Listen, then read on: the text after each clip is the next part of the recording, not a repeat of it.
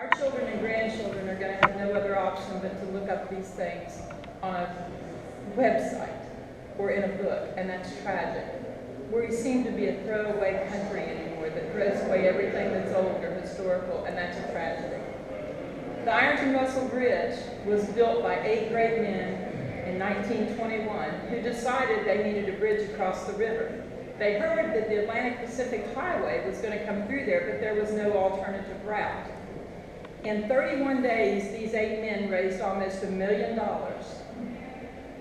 They built the bridge in 9 months, and it opened up the Atlantic Pacific Highway to the rest of the country. The Industrial Revolution was at a high, and if it hadn't been for this bridge, it would have been 7 more years before there would have been a route open. He's magnificent, he's historical, he's an architectural genius, and I beg everybody who's involved in history to go to my website, Save Ironton Russell Bridge, and sign my petition, please, to help save this bridge. I need every signature I can get. Share it with your Facebook. I have a blog. I have the total history on the blog, and I have a Twitter. I am up and running, full blast. I will help anybody else who needs my help with their historical sites in any way I can, but we really need everybody's support. People in my area just don't think of a bridge as being historical. They think it has to be a building or an Indian mound or a picture in a museum. And I have fought continuously for this bridge, and I will continue to save him, and hopefully, with the Lord's will, I will. And thank you for supporting me. Thank you. Would any of the other nominators like to talk about their projects?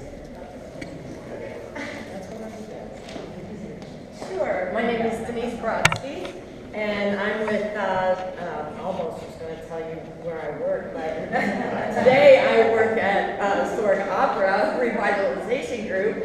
Like many of us in this room, not only do we spend our time working to pay our bills, but we are working really hard to preserve our historic places. And we have a full group of board members that are with me today from the Historic Opera House in Middletown. This is a building that was built back in 1891 and as mentioned, was designed by Samuel Hannaford, but there's a little known history about Paul Sorg himself.